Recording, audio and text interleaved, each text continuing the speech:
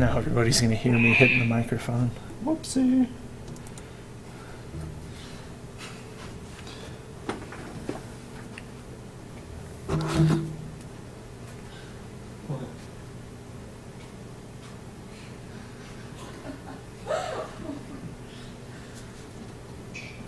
Software people are always changing things. It seems like it just makes it a little complicated.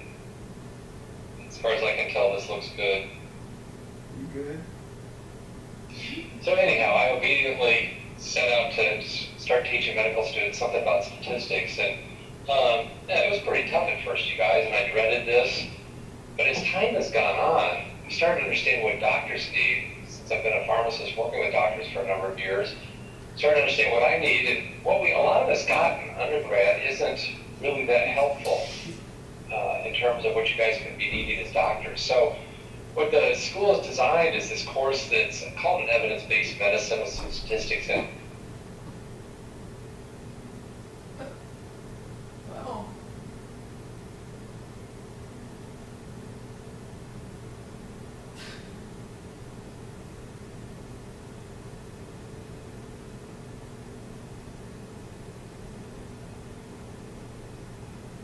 Is he frozen now? Is he just oh God. Okay, I seem to be having some trouble on my end. One more time in this, I'm just going to reboot the computer. Dealing with some of the first year students, it's like I've had some troubles here in the end. I don't know what's going on.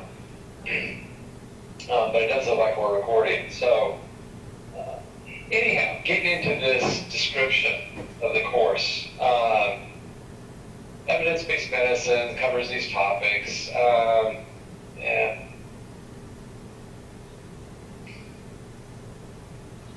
This is really the heart of it. This course will allow you to start getting a foothold into this stuff. There's a lot of simple material that isn't that complicated. Statistics can be mind-boggling. You guys will ask questions at one point, and I'll just say, no, we're not going beyond that. Go find a statistician somewhere. But there's a lot that we can learn, a lot of simple terms that help us understand the material so much better. So, as I say here, there'll be 2 lectures online. I don't plan on going past 8 o'clock tonight. I know you guys have a quiz on Friday in pharmacology. And we'll divide this up. I'm not able to quite get it done in 3 hours, so I've broken it into 2-hour sessions. But there'll be online lectures this week and next week, and I'll be traveling to various centers. I do know that in the farm syllabus that I'd be visiting some of you at 9 in the morning. No, it's the evening, just like for test review, that I'll be coming by. Now, the statistics part of this course, it requires a lot of self-study. It requires some self-study. It's not that bad. But that will be done. You're going to read this Glacier, and that is located under files. You don't have to buy it. I like it. It's a great little book. It was written by a doctor who had to get into understanding statistics, and that's the real blessing of this book. It's written for exactly what you guys need. And the medical school has given us a free copy. I will say the first 2 pages on it, whatever the medical school did, it didn't work well. So the first 2 pages I've taken copies of and made a separate document there. So when you pull up Glacier, you're actually going to see page 1 and 2, and then the rest of it. So, but there'll be these, and it's not the whole book. It's chapters 1, 2, 3, 4, and 7.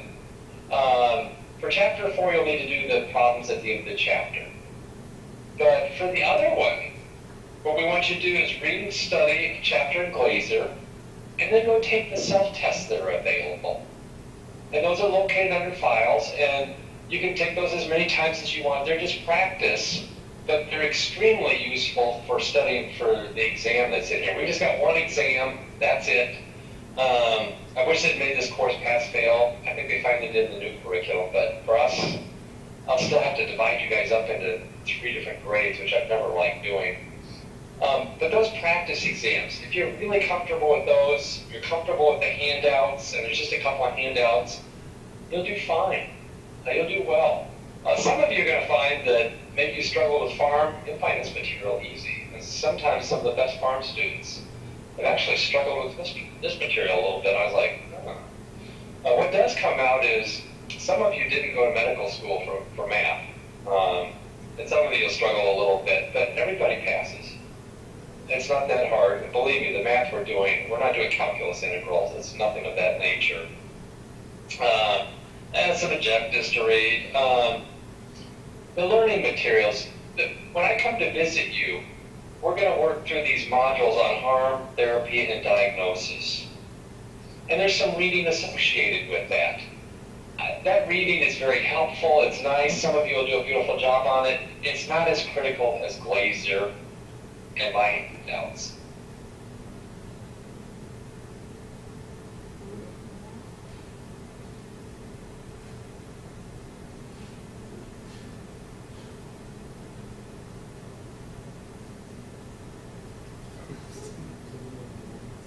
That's me.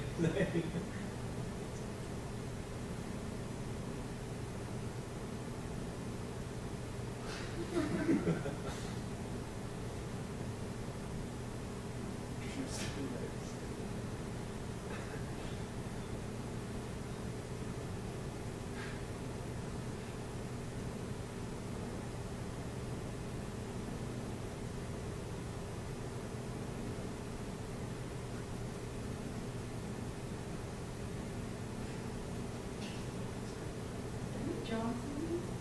God. I'm gonna raise my hand.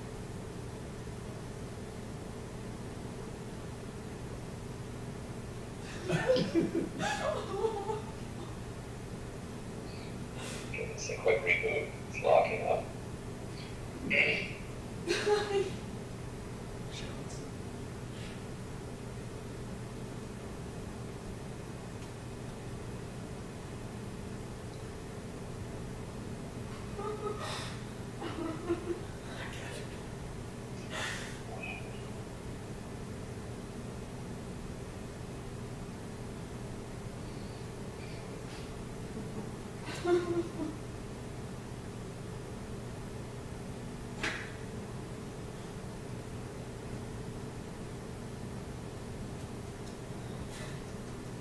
Dude, I'm trying to type in the chat. Press A and then make a P. I don't know what's going on. Nothing going on, right? I'll go to any other page. It'll work just fine.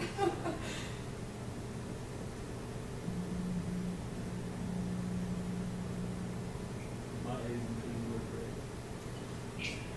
Okay. Fighting through this. Anyhow, in honors, you have to get 94% or better, 84% for high pass, 70%. I won't be coming around discussing the exam. It is a statewide exam. And it is what it is. It's not a perfect test, but you have to do pretty well to get an honors. So if you happen not to get a 70%, we have to work something out. You don't remediate your whole second year of medical school, but I will sit down with you and we'll have to work through some stuff. I would rather not do that. Usually I don't have to. Usually everybody passes. Let's see, anything else? Competencies, course schedule. Yeah, well, that's pretty much it. Okay, let's look at this first introductory handout. What is evidence-based medicine? It's worth reading through. It's fair test material. There'll be some general questions that can be asked here. But evidence-based medicine, we tend to think, oh, it's just going solidly by the evidence. And you're really not appreciating what it is. It's this integration of evidence, experience, and values into the decision-making. I find when I go see a doctor, you guys, I've got a lot of the hard facts. I'm a klutz at a lot of the clinical experience. And I've totally learned to not trust myself. And I look at a doctor and say, what are you thinking? Just because my thinking is quite often off the wall. I know the facts. I know, and this is where their experience, I feel like that's what I paid a doctor for. You've seen so much. You gained all this experience. But we need that evidence. We need the experience. Look at the chat. Are we doing all right on the chat, you guys? I think this is up and going. It is being a little problematic. Yeah, that's what I thought. But it brings the integration of evidence, experience, and also values. What's the patient value? Some of these end-of-life decisions, they need their input needs to be considered very carefully. So, it's this intersection of these three: experience, evidence, and values, and putting all those together. You really can't practice one without the other. As it says, practicing by experience alone. That's what we tended to do a lot of in the past. And a lot of what we thought were good, well-established therapies, when you finally did a randomized controlled trial, they showed they weren't effective. That wasn't very uncommon. Common things that were done in the 60s, 70s, even into the 80s. It's like, hold on, let's do an RCT and really see what's going on. And certainly, practicing emotion-based isn't going to work well. So, again, read through this, but the application of the evidence-based medicine, starts with, let's get a question that we can answer. And then let's go do some searching for the best evidence. Now you found the evidence. The next step is to critically appraise the evidence, and we'll look at that. Again, it's not that hard with some of the basics we're going to go through, and then if you put some time into it.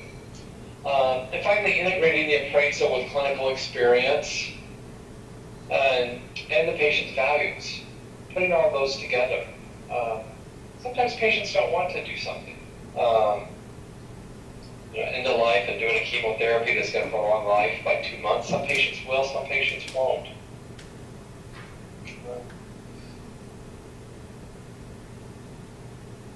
Yeah.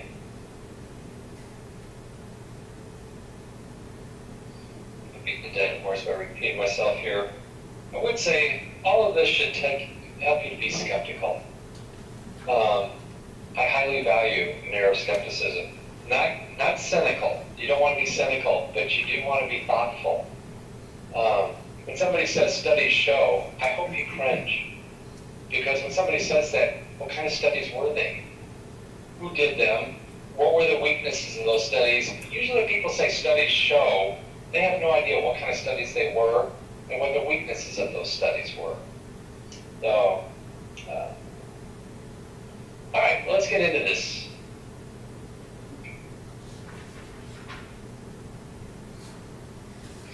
There's some boring stuff to start off with, you guys, but like I said, we'll make this interesting. I'm 60 years old, I'm hypertensive, controlled with blood pressure medicines. My cholesterol is 180, my LDL around 80. Would you guys put me on a statin? No prior history of stroke or heart failure. Boring to leave. Evan would put me on a statin, but he's got a question mark. You guys are right at the precipice where this kind of information is coming out. In the last 3 or 4 years, what if I tell you, yeah, I'm 60 years old, I'm hypertensive, but why not? Because every drug's a poison. I've got friends that can't feel their fingers because of the statins they were on, the neuropathy. Other patients, about 5 to 10% get these muscle pains. So there's reasons not to. Everyone goes on a statin. It is somewhat close to that. But do you want to do that? And obviously you don't in every case. Some people with no family history and a great cholesterol, leave them alone. But what if I told you guys, well, I don't think I need a statin. I exercise regularly. And exercising regularly, the data has now come in to show good regular exercise. You don't have to be killing yourself. Lowers mortality from MIs and strokes. So do I need a statin?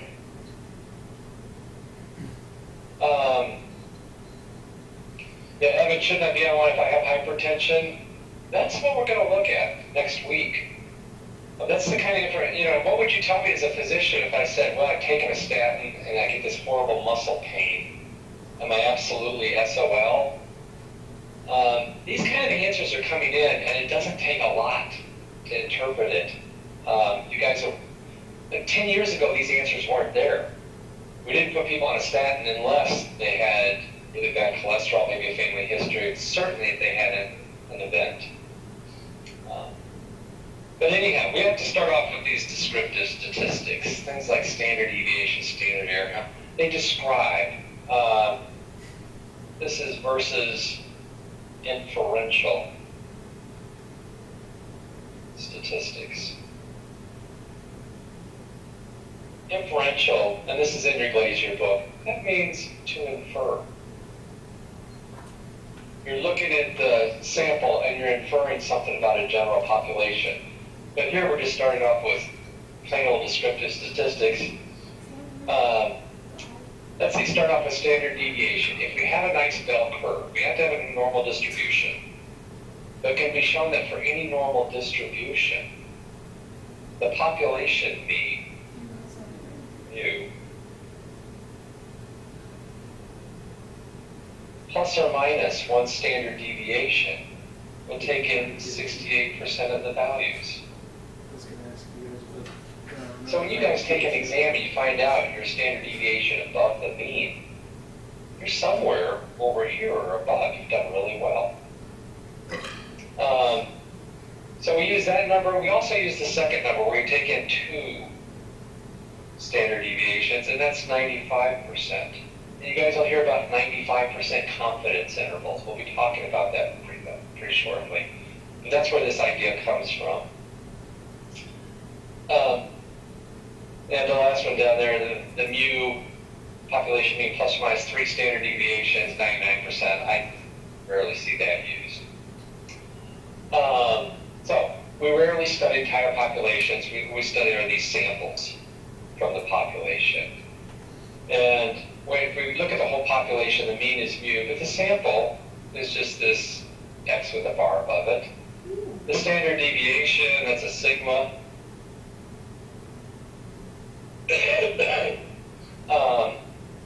Standard deviation, I like using just SD. And some of the stat stuff I'm going to present, it's just S. That's what the statisticians do. And I can also introduce variance here. Because we'll be talking about analysis of variance next week. And that is simply the standard deviation squared. And standard deviation has a very definite meaning. You know, one standard deviation plus or minus is 68%. Variance, it doesn't mean that. All we can say about variance is, as the value increases, it indicates an increase in variability. And you have to keep it that simple.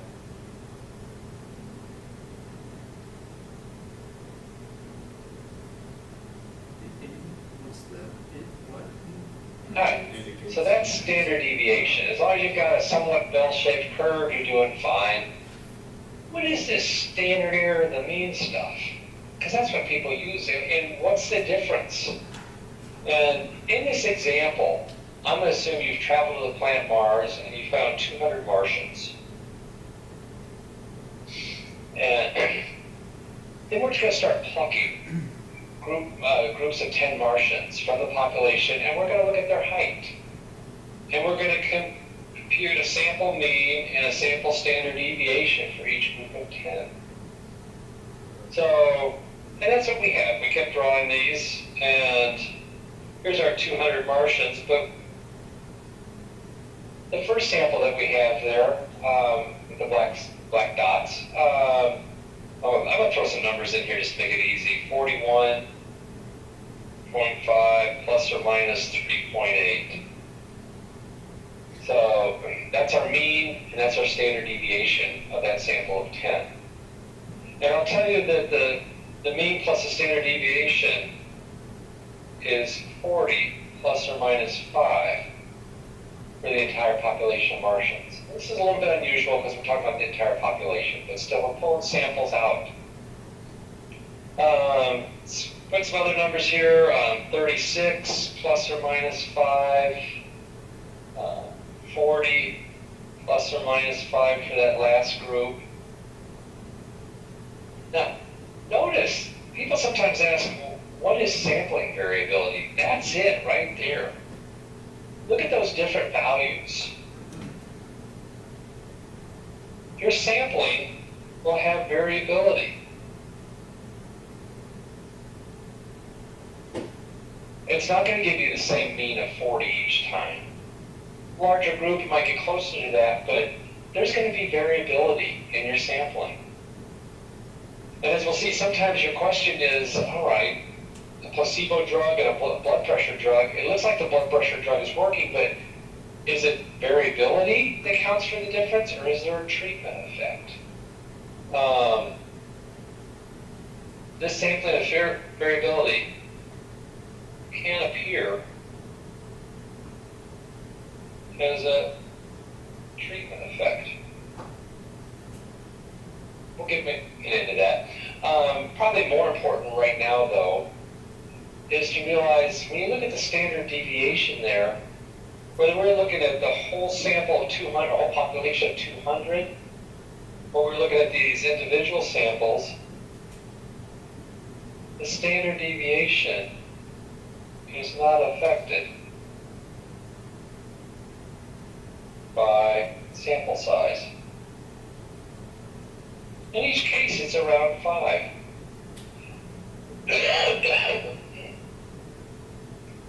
Well, you guys were on spring break. I was having a wonderful case of the flu, so. All right, so hope that's clear so far. But imagine we keep taking these groups of 10, and maybe we take 10, we measure them, we throw them back in, we take another 10, and so on. We start getting 22 random samples of 10 Martians. There's our 22 samples. Notice this is a distribution of means. It's different than what we were looking at before. And notice also, I'm going to cheat a little bit here, we can start to get a bell-shaped curve here.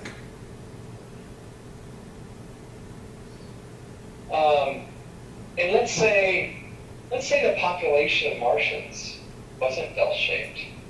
That previous page was bell-shaped, but let's say it's got a bimodal distribution. Let's say, by way of example, we've got, here's the number and here's the height. We've kind of got two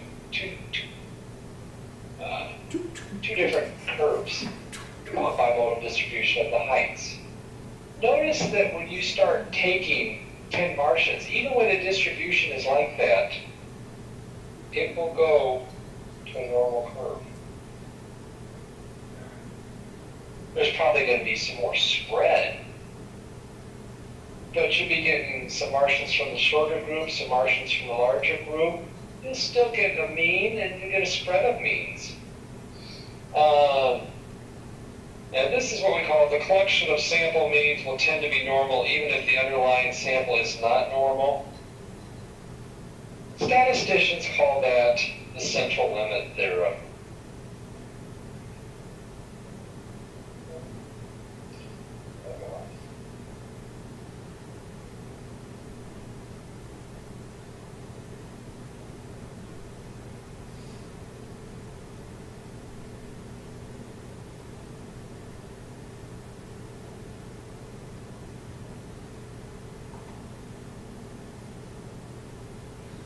So this idea that we could take populations with crazy distributions, non-bell-shaped, but you start drawing out these sample means, we'll get a normal distribution.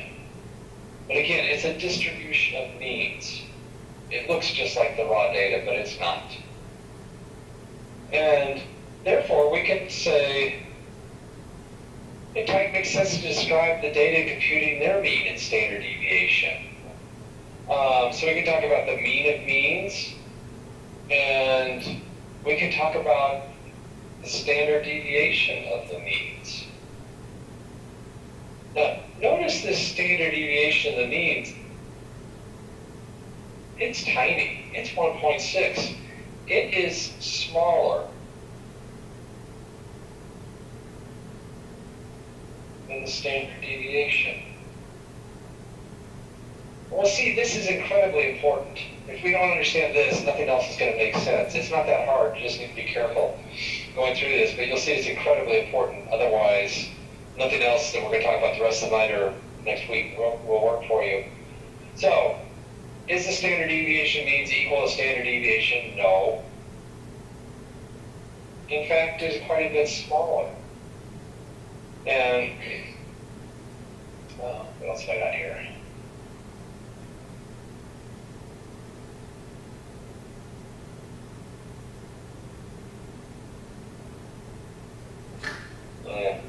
Since when one computes the mean for each group, extreme values tend to balance each other out. So in your group, you might have a short Martian and a tall Martian. Those tend to balance each other out, so that the means do not have the spread. There will be less variability in the values of the sample means. So the standard deviation of the means is a measure of the precision with which the sample mean estimates. Yeah. That's a lot of gobbledygook, but it's important and we'll give examples. But the standard deviation of means is a measure of the precision. And examples will help you with that. It's a measure of the precision with which a sample mean estimates the population mean. So we might name standard deviation of the means. The standard deviation means a random sample size set drawn from the entire population. Now we just call it the standard. I say standard error of the mean. Usually we just call it standard error. So standard error tells not about the variability in the original population. It doesn't tell you that.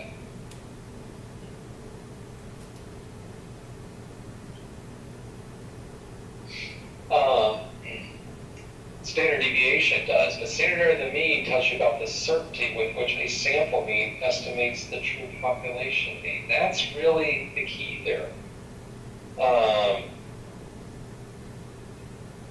We could say if 2 standard deviations equals 95% of the sample data, I'll go along with this. Get rid of the if there. 2 standard errors equals, I would just say it will enclose mu 95% of the time. Again, if this doesn't feel perfectly, if this is new to you, it may feel a little awkward. Hang with me. The next page will help, I think. Now, surprisingly, you don't have to go through and draw out all these 10 groups of Martians. That's not needed. That's pretty tedious. Fortunately, we don't have to do it. We can estimate the standard error of the mean from a single sample of 10 Martians. And this equation is gold. The standard error is the standard deviation divided by the square root of the sample size. So let's look at an example. These measure 2 very different things, standard error and standard deviation.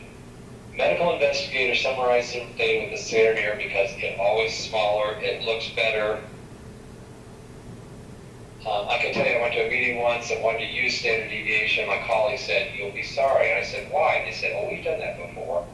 And everybody's going to come up and look at your data and go, "Wow, you've got a lot of spread in your data." And you have to say, "Yes, I've expressed it as standard deviation as I should." And people go, "Okay, foolish." But they're measuring different things. Excuse me.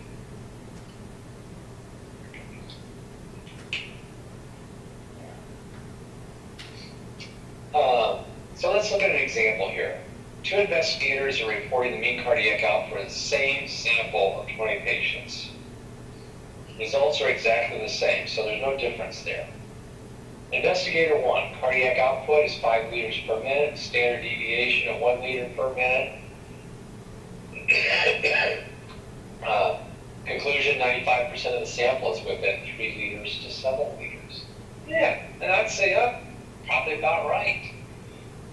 You can't expect everybody to be right around 5, but notice that that's 95% of the sample, that's 2 standard deviation units. All right, investigator 2, look at this, 5 liters per minute, but whoa, see how much better that looks? It looks like you've controlled sources of variability. Looks like investigator 1 had some people climbing stairs and other people laying flat and other people maybe doing some gentle walking. Investigator 2 said, no, we're gonna control all that and everybody's gonna sit for 20 minutes first. But that's not the case. The results were the same here. And if you confuse these two, standard error with standard deviation, you're gonna think, my gosh, 95% of the sample is within 4.56 to 5.44. So what do you do? This is what you spend a lot of time doing, unfortunately. It's silly. But we know standard error equals standard deviation divided by the square root of n. So the standard error here is 0.22 times the square root of n equals the standard deviation. N is 20 in this case. So 0.22 times the square root of 20 equals approximately 1.0. And that's what you spend. I've done that. Everybody does that in meetings. In journal clubs, you'll do it. You'll be reading articles and you go, what was their standard deviation there? You find out the n, sometimes the n is 2 or 300. And you're going, oh my gosh, you've got to multiply by the square root of 2 or 300. And then you suddenly see there's this ton of variability. But it's a way of hiding things. So, is standard error worthless? Not at all. When it's used correctly, it's perfect. Oh, by the way, that 5.0, that is what we call a point estimate.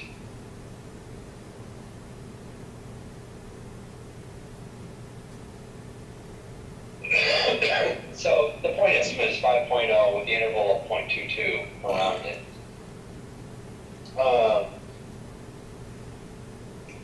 But why do we use standard error? The answer is to estimate population means, employing confidence intervals. I mean, that's it right there. Put a y-axis on here. Here's our frequency of means. Here's our population mu. Now that's actually unknown. We don't, unless you go measure the whole population like we could on Mars, you don't really know what that is. But you've gone and done your sample. And now we get rid of this notation here. I'm just going to say 2 standard errors. And we know that the mean plus or minus 2 standard error units will enclose mu 95% of the time. Now, you start to see what standard error is telling you. It's telling you how big of an interval it takes to be sure you've got the true population mean. Now, standard deviation is not changed by the sample size by n. Standard error is changed.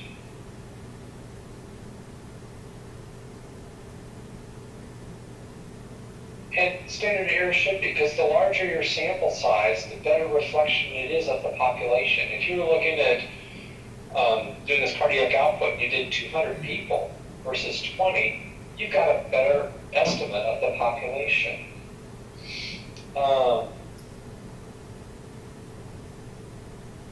Take a little further aside here.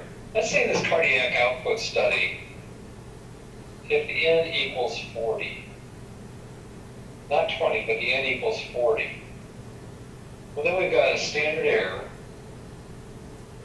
times the square root of 40 equals standard deviation. And we know our standard deviation is 1. I probably should have multiplied it out like there. Yeah. Rewrite that. Standard error is going to equal 1 divided by the square root of 40. In that case, standard error now equals 0.16. Not 0.22, but 0.16. It's smaller. And what we see with that is an increase in precision. You won't have to make, now your interval may be something like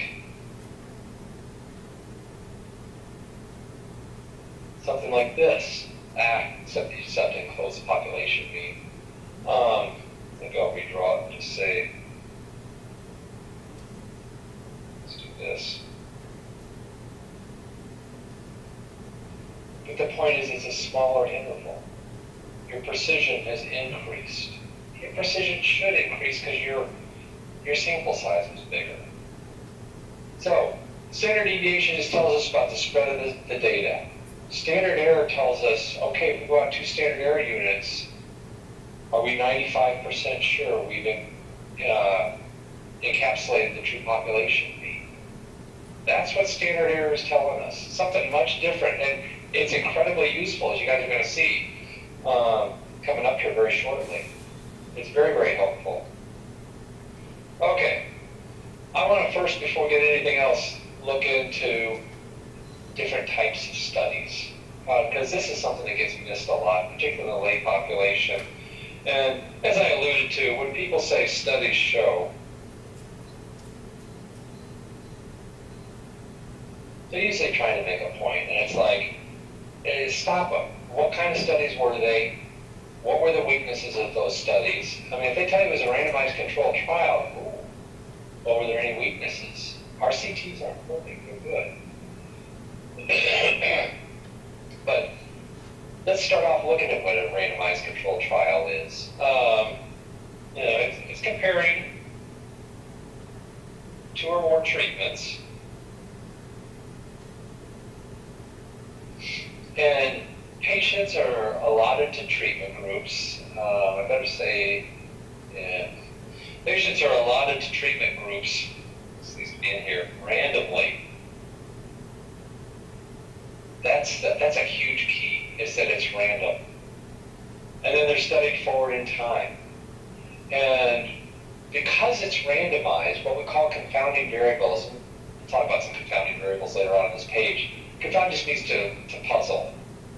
But this will randomize, the randomization will minimize the confounding variables. Sometimes when you look at a study, it's actually hard just looking at it.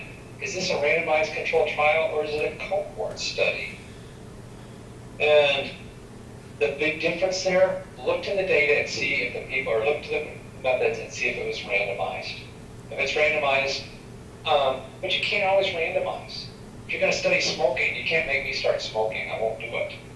So randomization is beautiful when you can do it.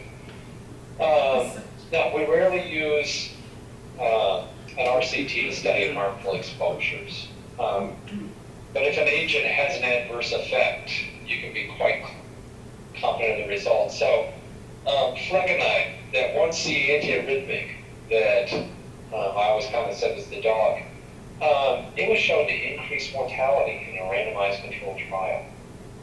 So, being exposed to that drug didn't help you, it hurt you. So, when an RCT shows that, it means a lot. Another thing I want to add here, point C, is in a randomized controlled trial, a small treatment difference is very likely real, simply because you've minimized these confounding variables. So, small treatment difference is probably real, since confounding variables are minimized.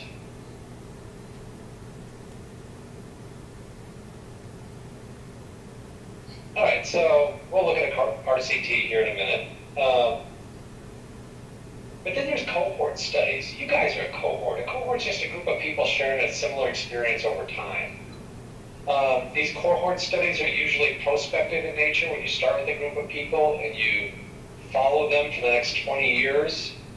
Or when I think of this,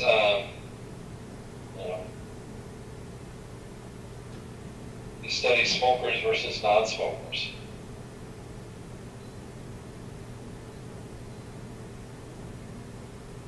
Get a group of 10,000 people and follow them for a number of years and look at the incidence of cancer development. But it's not randomized. So a cohort study, not randomized. And that's a big weakness of the cohort study. Occasionally these these studies look back in time. If you go back in time and find a cohort, a group of people that share a common experience and look at disease development in those groups, that's legitimate. So it can be retrospective. Back in World War II, where everybody was recruited into helping build planes and so on, and tanks, if you looked at the dials, the instrument dials on the planes, those were painted with radium so they would glow in the dark. And the radium dial painters, they would sit there, put that on the altimeter, make all the little gauges with radium, but they needed their brush to be in a really fine point, so they would keep licking that point. Well, you can go back in time and say, my goodness, look at all the leukemia patients.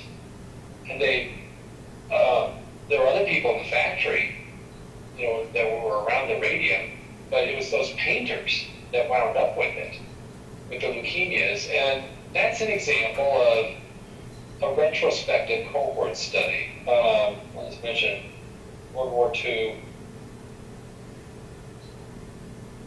radium dial painters. Usually, though, a cohort study, you get a group of people and you're looking forward in time. And it's very useful when you cannot make an assignment to a treatment group. Like I said, I don't want to be a smoker. You can't make me be a smoker for the next 10 years for your student study. So the investigators follow the exposed and not exposed group. And this is really, cohort studies are usually looking at disease development.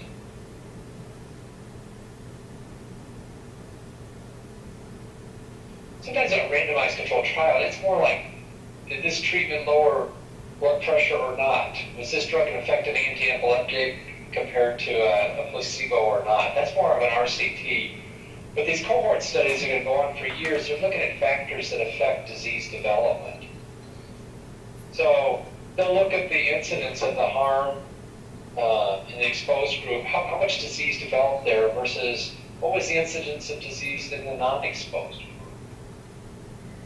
And in this example that I've been alluding to with the smokers, you can look at the smokers and look at lung cancer and look at non-smokers who also get lung cancer. Not as often. And you'll come up with this relative risk. The one thing I'll say about a relative risk is it's not a probability.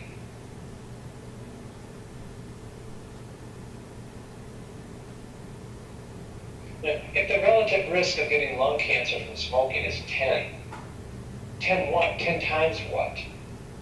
All you told me is if I smoke, I'm 10 times more likely. But let's say the incidence of cancer, lung cancer in the U.S. was 1 in 300 million. All right, 10 times that? Well, now it's 10 in 300 million. Almost no change at all. And yet that's a relative risk of 10. On the other hand, if the incidence was much more common, lung cancer was 1 in 200. And if you smoked, it was 10 times that. Now it's 10 in 200. Now that means something. So relative risk is not a probability. It's just saying, what is the increased likelihood?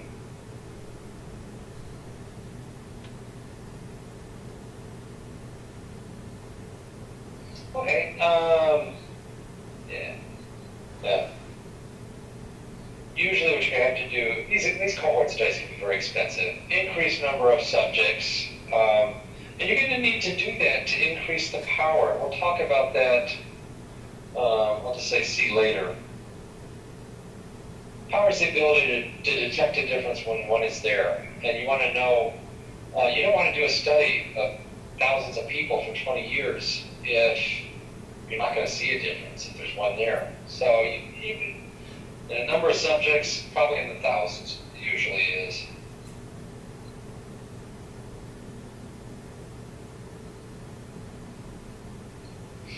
All right, let's look at the example I've typed in here. A prospective study was done to examine the increased risk of GI bleeding from ibuprofen. It becomes apparent with time that the ibuprofen-treated group has a slightly elevated incidence of GI bleeding. Oh yeah, you inhibit COX-2, this is what you'd expect. But then you find out, hold on, the treatment group that showed the increased incidence is older. Age is a confounding variable and must be accounted for. In other words, the increased bleeding could be due to age and not the ibuprofen. See, that confounding, it puzzles you. It creates a lot of uncertainty. Well, at least you had realized it then, but confounding variables may not be realized. Age is a pretty obvious one, but you might find sometime later on that your treatment group is doing something else that increased their likelihood. Again, so what we're showing here is association. And association isn't causation. So,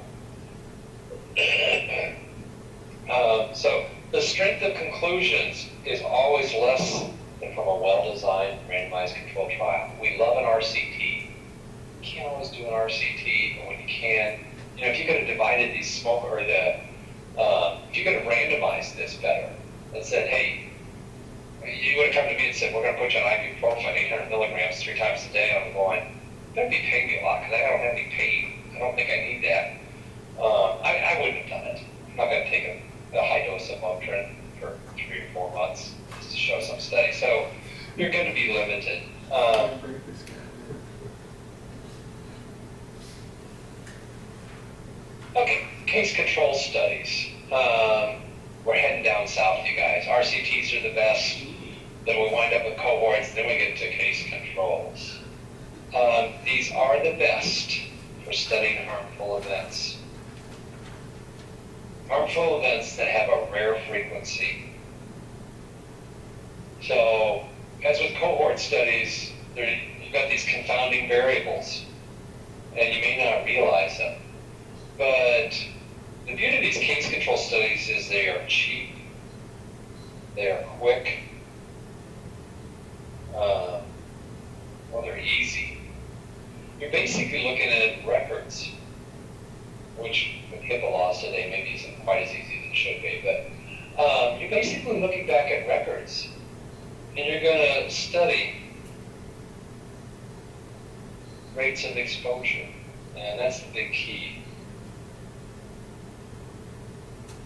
We'll get an example after the break that'll help. But then down below that are case reports. And case reports, you might say, well, hold on. What good is a case report? Things like Kaposi sarcoma. There were case reports of that coming out in the 80s, and its association with AIDS. That was very useful. Another example was Parkinson's disease. These case reports of Parkinson's disease in young drug addicts. And case reports can be very interesting, but what they really lead you to is, okay, maybe we should do a study on this. So these case reports can point to the need of a study. But sometimes you have to stop there study Parkinson's disease in young people, maybe you find that it was a mapiride derivative that was causing the Parkinson's disease in these young drug addicts.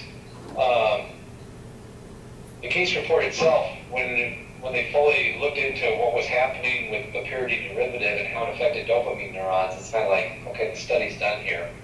So, but down below that is expert opinion, and it's the least reliable.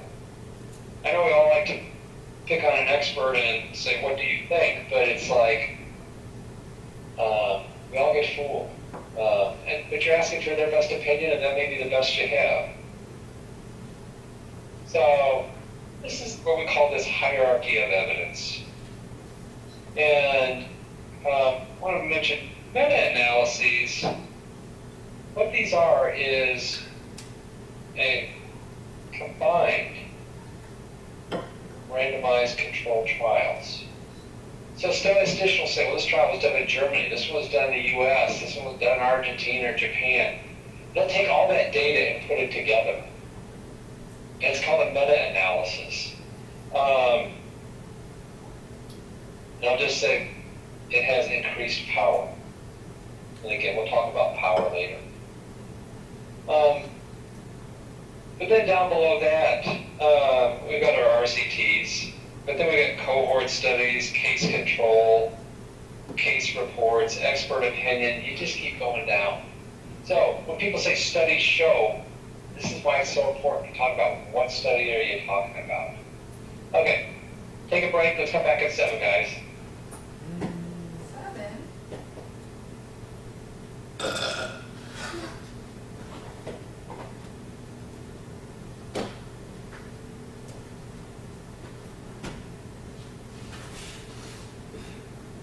That was really annoying.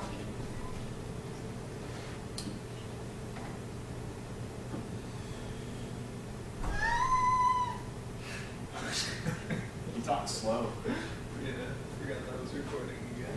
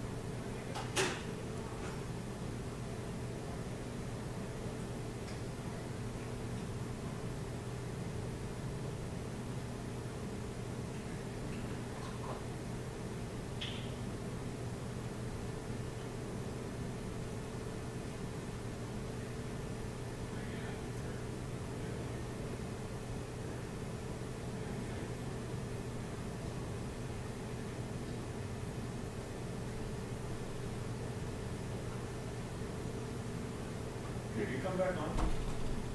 It's just something that's happening. I don't know, it looks like he's coming. What you got there?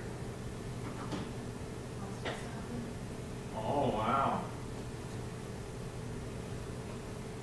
Wow. Is there chicken in it? Okay, let's pick this back up.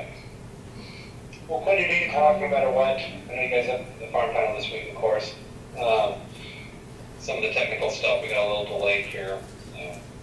But we'll stop at 8. All right. So if you looked at what I wrote up here about case control studies, you're probably like, what's he talking about? Studying rates of exposure. It's like, it's a little hard to grasp, and yet these are done a lot. I call this a retrospective study, but really case control is the better term, because cohort studies can be retrospective, as I pointed out. So, we can do this epidemiological table where we look at this disease, and we look at exposure rates, and put together a 2x2 table. I'm going to point you away from that 2x2 table. Some of you will like it, that's fine, whatever works for you.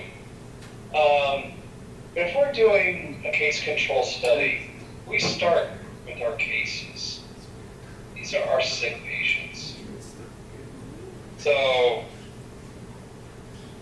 here's our cases, our sick patients. And a certain percentage of them are exposed, a certain percentage are not exposed. Nick, is he here? He's But on. then we look at our disease-free, we compare it to a disease-free group. This is what we call our non-cases. And they're going to have a certain rate of exposure, just like the sick people had a certain rate of exposure. So then what we're really doing is comparing the frequency of exposure between the case and the control groups. So you're not really studying disease development, you're just studying rates of exposure. And again, as everybody says, association is not causation, but that's what we're doing here. But you can imagine, this is where I see so many studies come out and say, reading books causes brain cancer, whatever is associated with it. This is the kind of silly study. A lot of silly studies can be done with this because it's so easy. But in this example, I keep coming back to lung cancer here because it's a nice one. What we see is, here's our disease-free versus patients with lung cancer. And what we see is that 90 out of 100 of our lung cancer patients were smokers. Whereas normally only about 40 out of 100 in this population. And notice they try and balance the controls for age, because you don't want a bunch of young people versus old. They do it for gender, and SES is socioeconomic status. So you try and match up your controls as close as you can as to the sick group. And let's see. So the question is going to be: is that really a difference in rate of exposure, or is that just variability? Maybe if you went out and got another 100 controls, you'd find out, gee, there's more like 80 of them out of 100 smoke. So the other thing I want to point out to you for you here is the probability. The way statisticians talk about probability versus odds is not the same. A statistician would say the probability of smoking in this group is 40 out of 100, or 40%. The odds of smoking are 40 to 60. You see how this is different? Odds of smoking versus probability. Because we're going to be calculating an odds ratio on the next page, so you need to be clear about what odds is versus probability. They're not the same, and it's just the way the statisticians talk about it. All right, but we look at this analysis, and is this difference due to variability or sampling variability, or actually due to smoking? That's a question you've got to ask. And when it's not making a difference, variability is unlikely to account for it. You can go out and get another group of controls. You're not going to find them to be significantly different, probably. So what we come up with, the case exposure rate was 90 out of 100 versus the control exposure rate was 40 out of 100, or 40%. We come up with that little p value. P less than 0.001. What does that mean, you guys? Some of you had stats. What does that mean? It's significant. I buy that. Okay. But what's it telling you?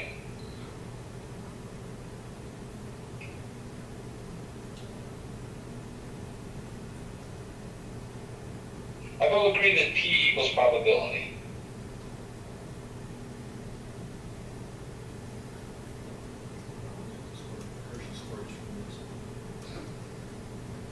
Yeah.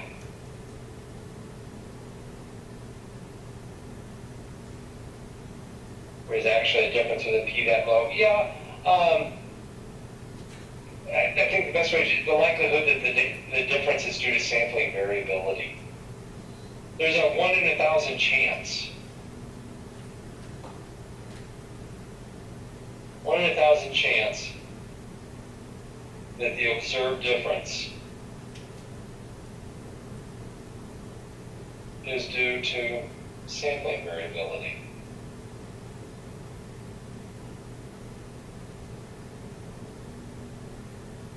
All right.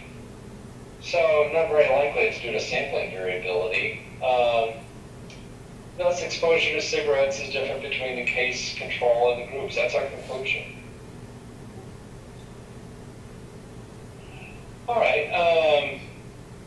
Take a little diversion here. What does P less than 0.001 really mean? One that I already typed up there.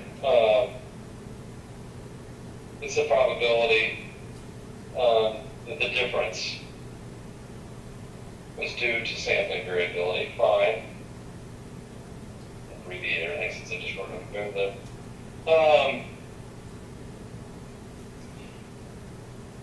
What else does that mean? If a P less than 0.01, probability of sampling probability differences due to sampling variability is low. We could say that p less than 0.01 means that the treatment difference is real. And if you really want to blow it, you could say we're 999 times out of 1,000 sure that that treatment difference is real. What I'll ask then is, why do scientists argue? If this is all there is to it, you guys, if you go to a science meeting, oh my gosh, you should see them. They're darn near fist fights. I mean, people get freaking mad at each other. There's this decorum, but behind that mask of decorum, there can be some real anger at times. Why? What's there to argue about? The stats have told you whether the sampling difference, whether the treatment's difference is due to variability. And if it's not due to variability, then the treatment difference is real. So what's there to argue about? I mean, this is science. Science is hard. It's facts. What's a third interpretation? Because this is where the arguments come in.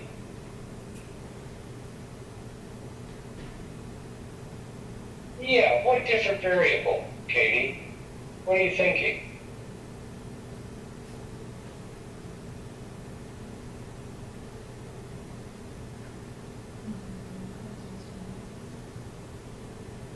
You're heading up the right alley.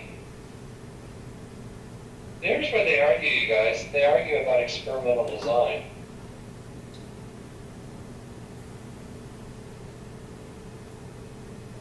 Experimental design may account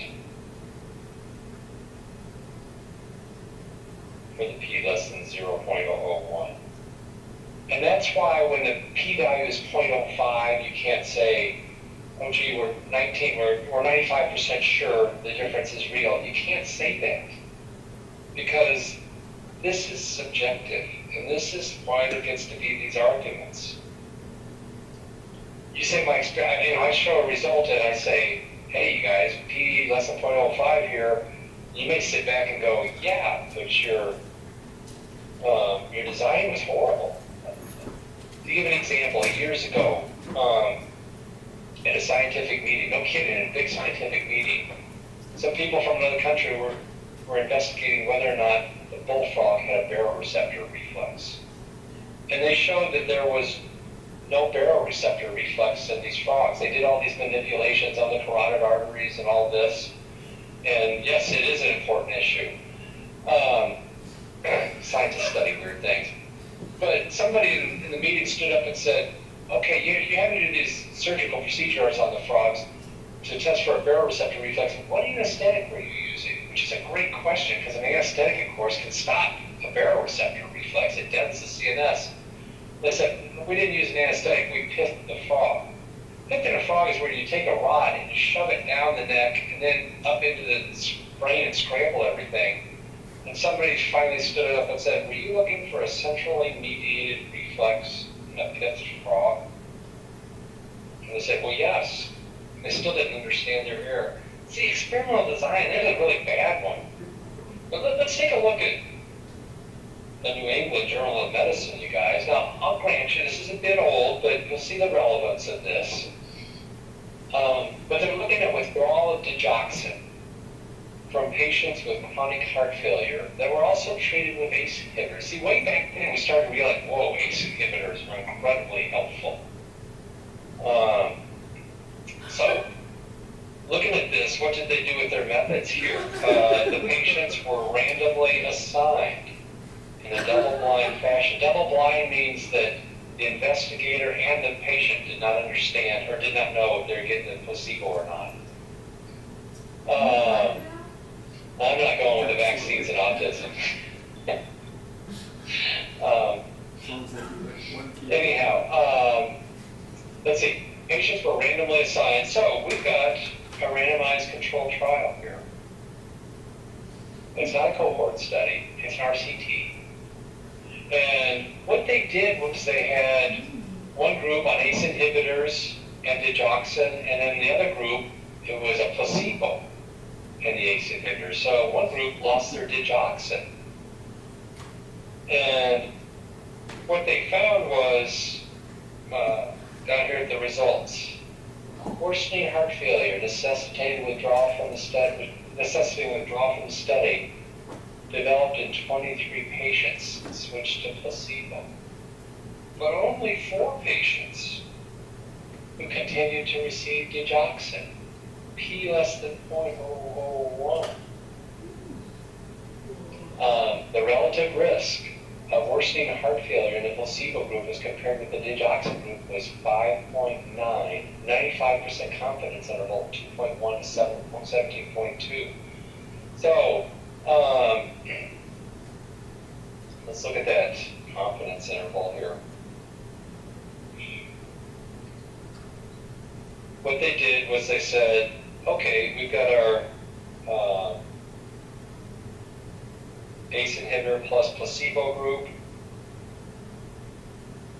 and we've got our ACE inhibitor plus digoxin group, and they came up with a relative risk here of 5.9. Now, yeah,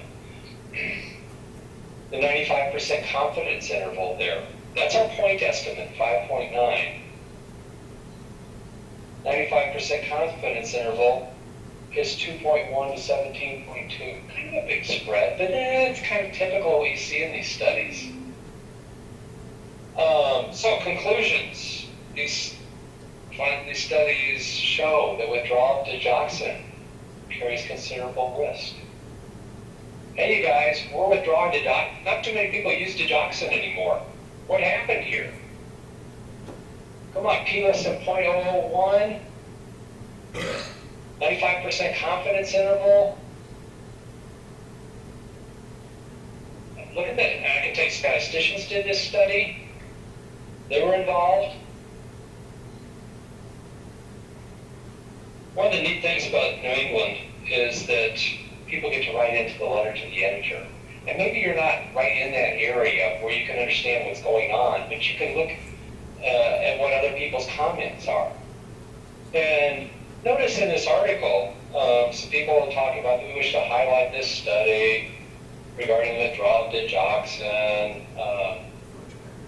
Note that the doses they use, the dosage level was there to provide optimal clinical benefits. Patients received daily dose of 93 or 73 milligrams of captopril or 13 of enalapril. Whoa, these doses are considerably lower than the doses associated with treating heart failure well. In other words, they used low ACE inhibitor doses.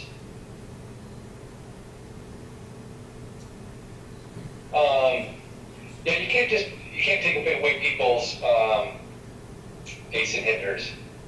You can't come to somebody like me who's on my blood pressure drugs, and you know if you take those blood pressure drugs away, you're going to harm me. You can't do that. So you're going to have to go through the internal review board, and they're never going to allow that. So you can't do harm to patients. Now, it could be, so this is a good way to do this study because we didn't really know, because everybody back in the early 90s was starting to say, wow, the ACE inhibitors are great, let's just get rid of the DIG. But look at the problem here. They used low ACE inhibitor doses. Oh, is there an experimental design problem? Because by using low ACE inhibitor doses, now the digoxin becomes more important. What if we used good, solid, robust doses of the ACE inhibitors? Then would the DIG be so important? So that's what this is the criticism here. Given the low doses of ACE inhibitor used, the worsening of heart failure in patients in whom digoxin was withdrawn could have been predicted. So now you guys, you guys are second-year medical students, and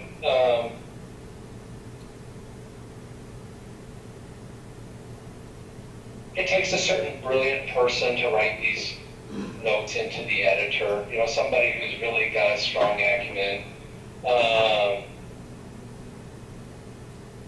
see, the people that wrote this in, I kind of know them. One of them's pretty bright, it's the female. The guy, he does okay. But you see, you guys, I was a pharmacy student. Still teaching. Yeah, how did this get through the peer review? It happens, you guys. It's in New England.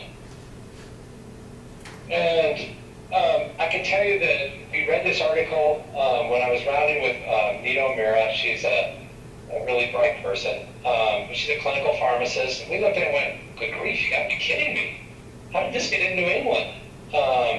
So that afternoon, we spent about an hour or two, typed up this up and sent it in. Lo and behold, New England published it. But my point is, you see, you don't have to be brilliant. And you can't simply say, oh, it's in New England, it's good. This actual study actually prolonged the use of digoxin for several years.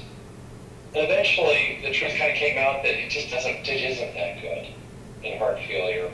You know, pounding away at that myocardium causes a lot of remodeling that we don't really want. It's better to work with a arterial and venous dilator. So, that's my point, though. You know, I'll pat myself on the back here, though. It was a long time ago, but hey.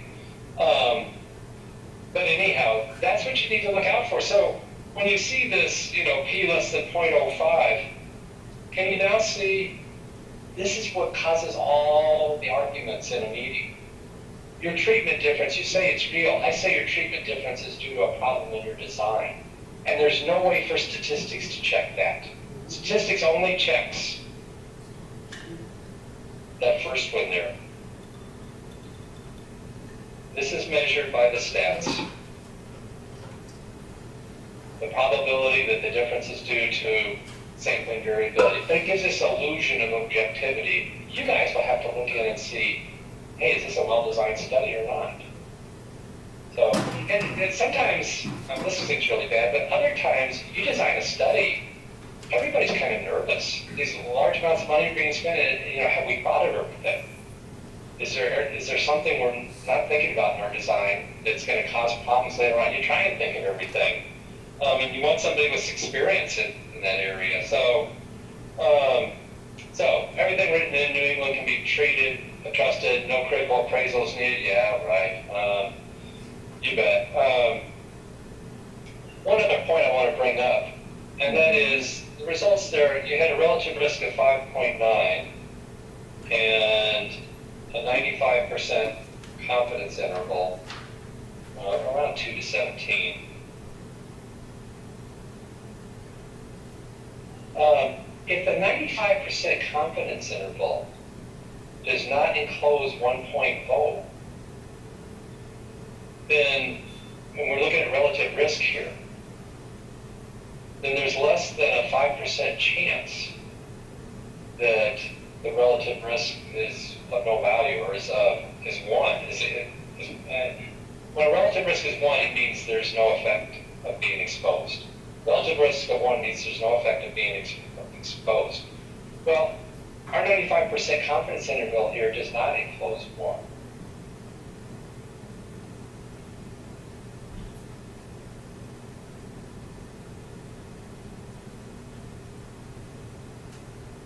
Therefore, there's less than a 5% chance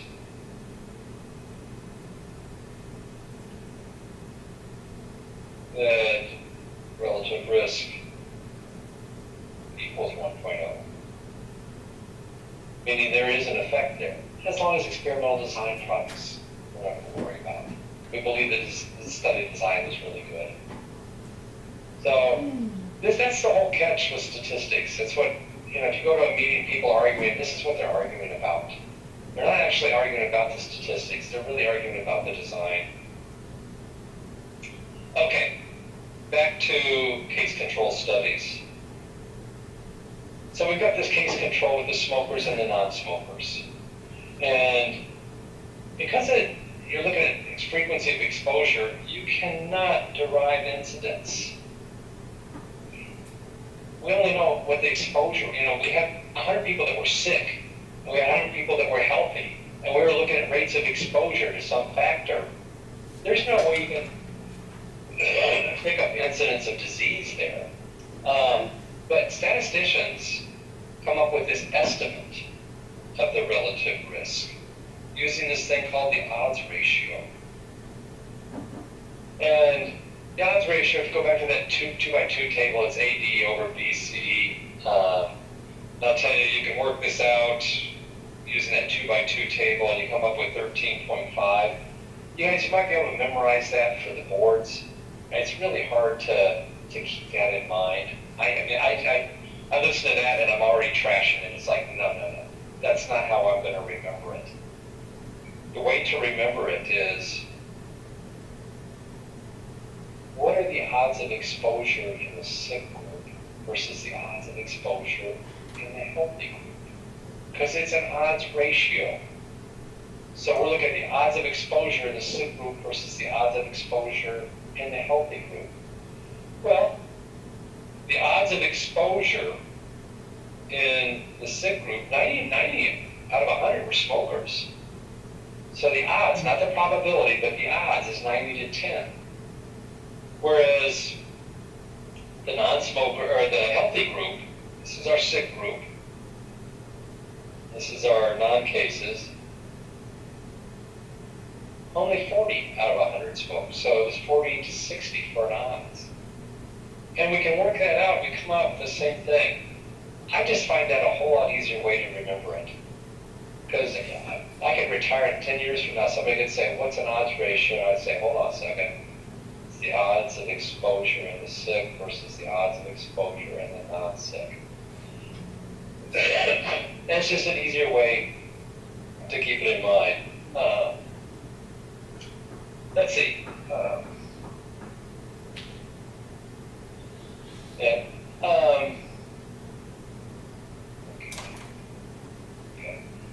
Yeah. So case control, exam exposure rates, cohort look at incidence of disease occurrence.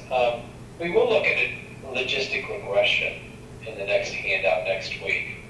And that'll determine the odds of exposure when the frequency of exposure to several variables is studied. Not just smoking, but to several things. It's a very useful term, but logistic regression is just an extension of an odds ratio. That's all it is. And again, these names, they can sound really confusing. Logistic regression, pretty sure stuff. So the other thing I want to say is that odds ratio of 13.5 is pretty significant. That's big. But I've seen so many studies where the odds ratio comes out to be like 1.5, and it's in the news. I'm like, an odds ratio of 1.5? Oh my goodness. Odds ratios with a low value. In parentheses here, example 1.5. You can show all the statistics you want. You can show a p less than 0.01. But the bottom line is, an odds ratio with a low value is easily accounted for by confounding variables. I'm at a meeting and you guys get up, one of you gets up and shows a study and your odds ratio is 1.5 and you're very proud of yourself. I'm liable to stand up and say, almost anything else could account for that. You could say, what? I'd say, well, quite often we don't know what the confounding variables are. So a low, an odds ratio of 1.5 versus 13.5, they may both be significant, but remember, the statistics can't judge confounding variables. So it's harder to account for, you were to show me an odds ratio of 13.5, we've got to be missing a really big, obvious confounding variable to account for that. But when it's 1.5, that's where a lot of these studies come out. It's just not a great value. Okay.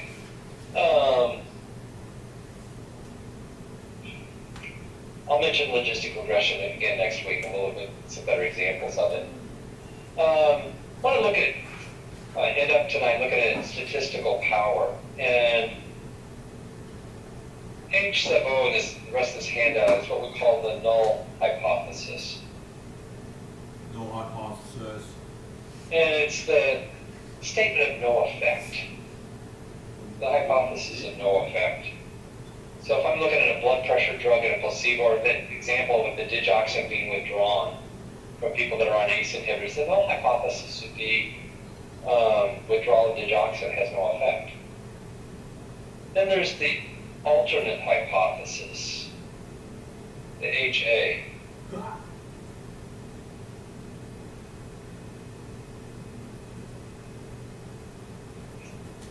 Okay, so looking at statistical power, it's a simple term, and once you understand it, it's very useful. It's not terribly complicated. But you'll hear people say, well, it's not statistically significant. And what does that mean? As I've typed it here, to this point we've used these tests to determine whether observed data is compatible with the null hypothesis. If it was unlikely to be compatible with the null hypothesis, we rejected the null hypothesis and concluded the difference in the data was statistically significant. So, if we concluded that the data were compatible with the null hypothesis more than 5% of the time, p greater than 0.05, we rejected the alternate hypothesis and probably presumed the null hypothesis was proven. We proved the null hypothesis. There was no treatment effect. P was greater than 0.05. You can't do that, though. You can never prove the null hypothesis. And sometimes I've seen papers submitted that's exactly what they were trying to do. Perhaps we didn't see a difference because the poor or improper experimental design, like the bullfrog, they didn't see it. I don't know whether the bullfrog has a baroreceptor reflex or not, but you're not going to see it when the brain is missing. So that could be one reason why you didn't see a difference. But quite often, though, maybe we lack the power to detect the difference. We just didn't have the power to see it. It was there, but we just weren't able to see it. So for the rest of this handout, I'm going to make a departure. I'm going to say we know we have an effective diuretic. We have to do that just for purposes of discussion. So I want you to assume that without a doubt we know we've got a drug that increases urine output. And look at our placebo group, our drug group, and then we look at our samples. And what do we see? Here's our point estimate, around 1,200 versus around 1,400 for the people that are in the treatment group. Notice there's a fair amount of variability there. And notice also this is standard deviation as it should be. You don't want standard error there. You're just trying to see if these two groups are different. We're not trying to see whether or not we're encapsulating a population mean. So you got to ask yourself this question: is the difference due to sampling variability? Do we just happen to get a placebo group with low urine output? We could have gotten a placebo group with higher values. It could have happened. Or is this a treatment effect?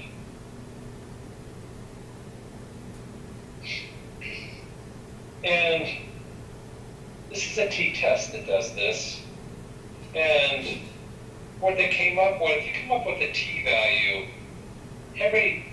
We'll look at this more next week, but every statistic, and there's thousands of them, comes up with a particular value. A t-test has a t-value, and ANOVA has an f-value. It goes on and on and on. But that t-value doesn't mean a whole lot, but t equals 2.447.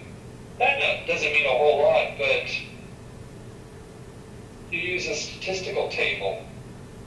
These days you use a computer, of course.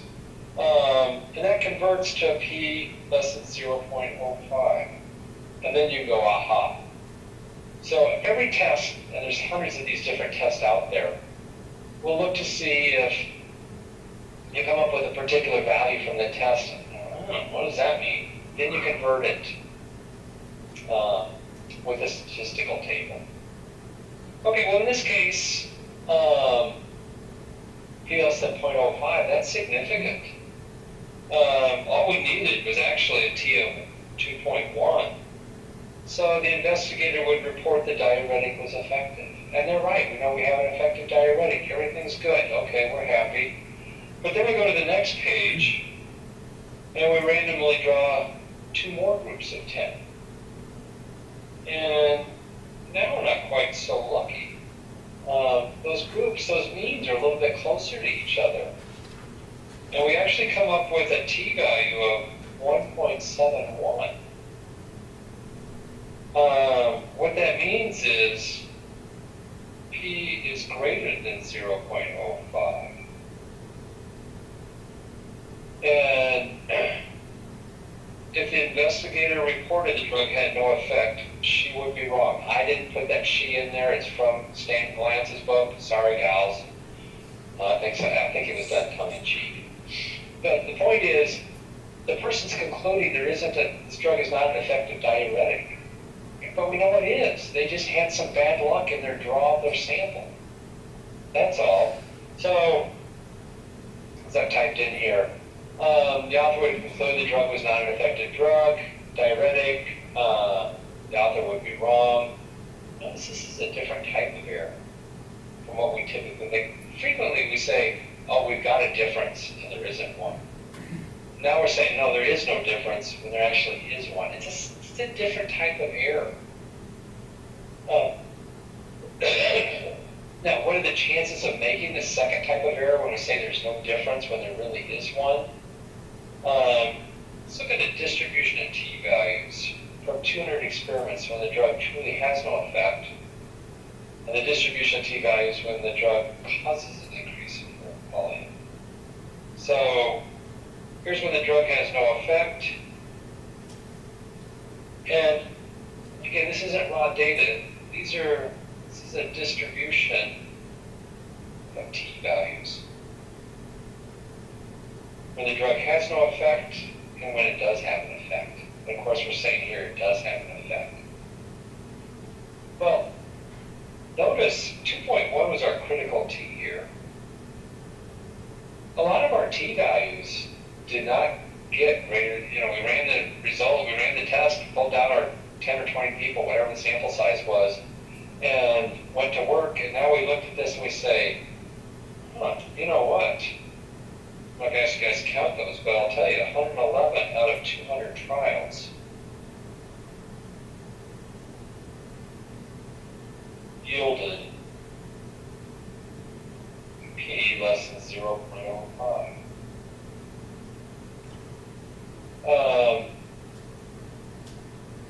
Which equals 0.55. 111 divided by 200 is 0.55, which equals the power. And again, the power is the ability to detect a difference when it's there. Power equals the ability to detect, let's say, an existing difference.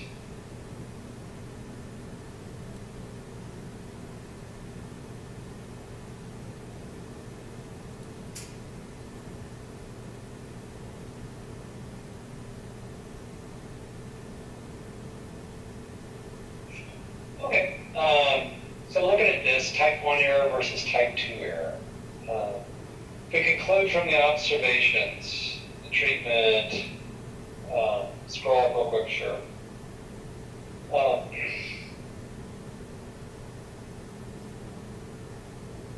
Again, power is the ability to detect a difference when it's there. So when people say you're studying electric power, that sounds kind of vague, but it has a very definite meaning. You probably said there was, it's actually when I've seen doctors present data on TV and press reviews and so on, when there was a difference, when there wasn't a statistical difference, they would correctly say, our results failed to show a difference. They did not say, our results show there is no difference. See, there is the subtlety there. Our results failed to show a difference. They realized their studies weren't perfect. Maybe the design, maybe the power was a problem. But just because your study doesn't show a difference doesn't mean it's not there.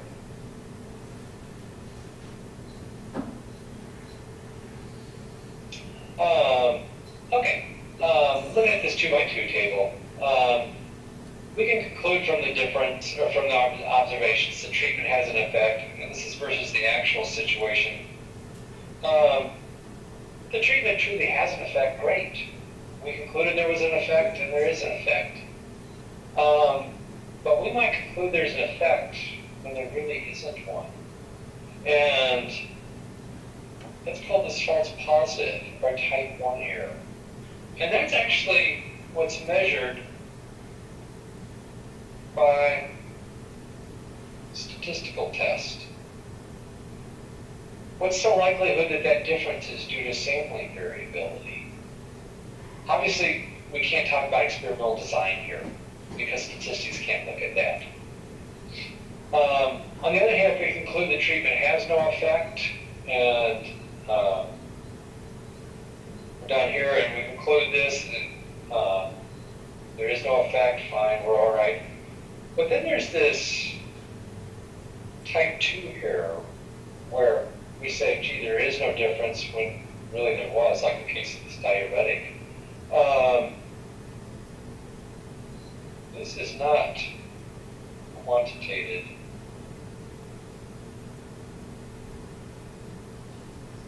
By stats. Statistics can't measure that. It is determined by the power.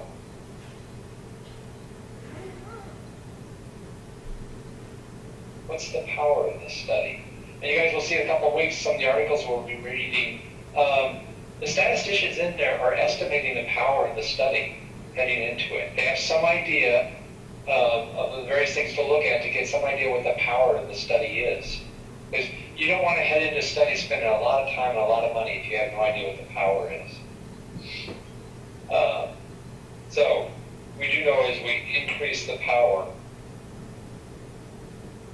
it'll lead to a decrease in the type 2.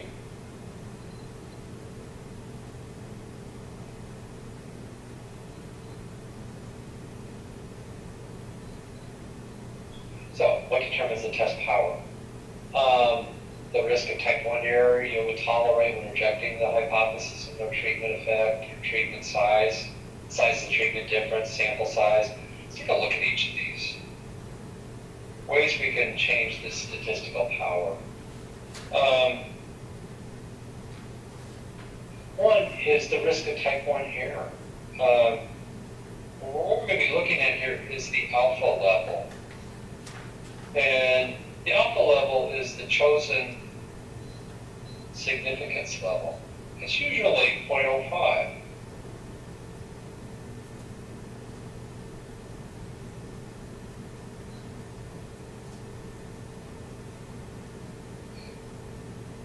Okay.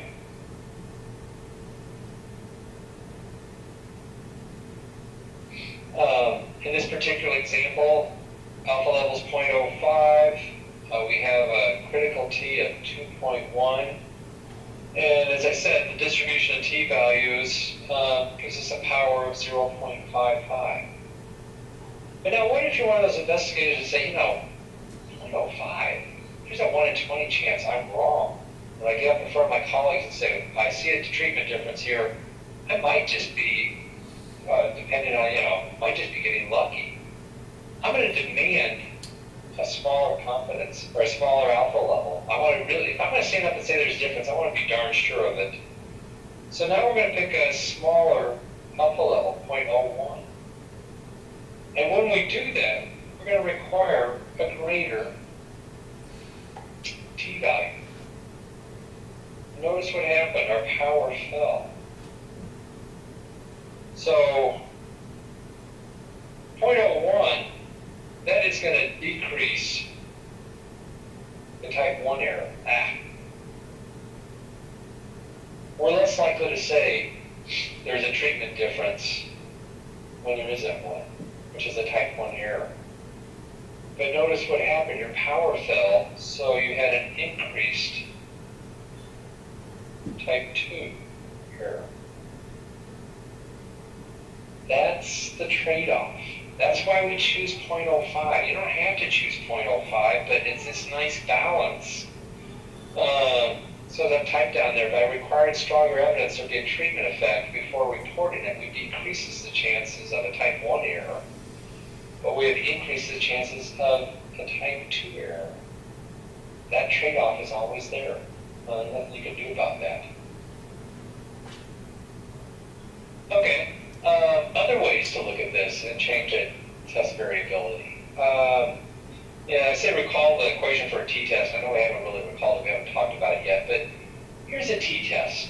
And this is the equation we use. I'm not going to get into the nitty-gritty of it, but notice that the numerator, that's treatment difference.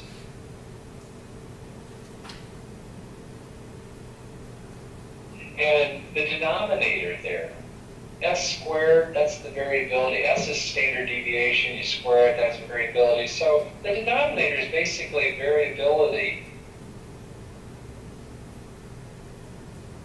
divided by n, which is the size. I know it's a little bit more complicated, you got a square root down there and all that stuff, but the gist of it is, your numerator is treatment difference, your denominator is variability divided by size. So, obviously, let's look at what happens when we change the treatment differences, if we could do that magically. We could by maybe changing the dose. But we come up with, let's see, this is back to the same original argument here, we're 0.55. But now what happens if diuretic production, it was 200 mLs per day, but now it slides down to 100 mLs per day. We decrease the power. On the other hand, if we were to up it to 400 mLs per day, we increase the power.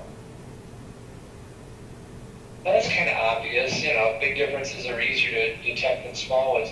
But when you're a statistician heading into a study, and some of you guys will be doing study, you're going to turn to the statistician and say, they're going to ask you, what kind of treatment difference are you expecting? Because if it's going to be really small, it's going to be harder to see. But if it's a really big one, they're trying to get a feel for what the power is.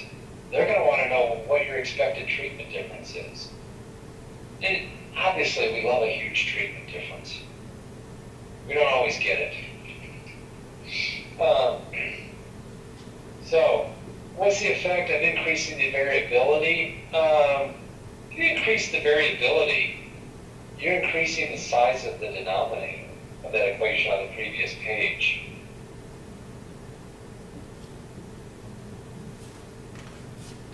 You're going to increase the denominator. Therefore, you're going to decrease the t-value. And if you decrease the t-value, you're going to decrease the p-value. So you're going to see a decrease in power. I didn't have a diagram to show it, but basically what I would, here, this is the standard 200 mLs per day, power is 0.55. What's going to happen, though, as we increase the denominator and our t-values go down, we're going to slide this thing. It's going to slide to the left. And we're going to have this decrease in power. So what we see is, you go back and look at this equation, it's obvious, but what we want treatment differences that are big, and we want variability that's small. This is why investigators use standard error, because it looks better. It's like, wow, all right, now we can really see whether there's a difference. It's a smoke screen. We talked about what standard error is really properly used for. But you're kind of stuck with treatment differences and variability. You can try and get rid of some sources of variability. In this study, I'd say everybody drinks the same amount every day. We can't have some people drinking 4 liters a day and some people drinking a half liter. So there's things we could do to try and limit the variability. But quite often in biology, you're just stuck with what you got.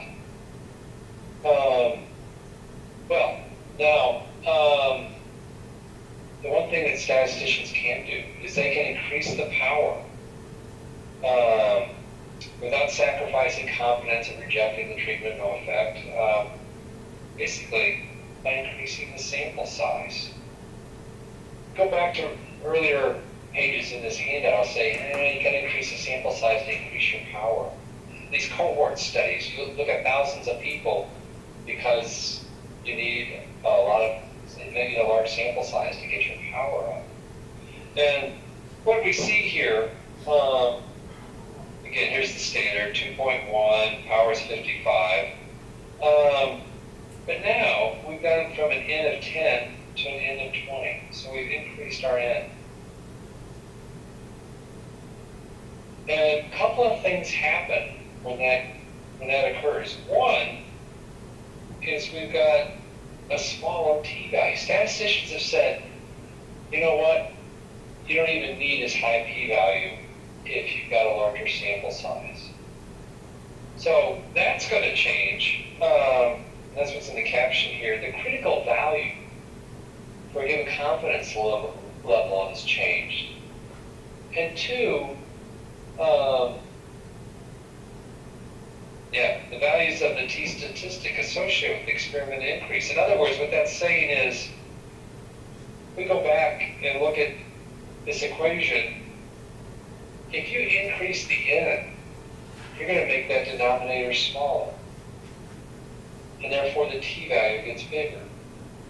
So,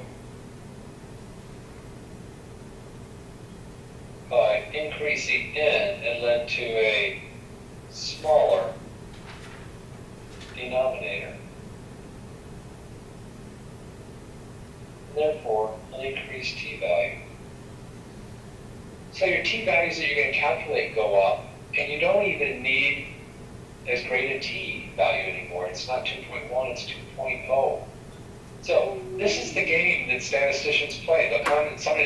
Most large studies now, they're all done with statisticians, but the investigators and the statisticians are working together, and the statisticians are saying, what kind of treatment difference are you expecting? How much variability are we going to have? And maybe you'll do a pilot study.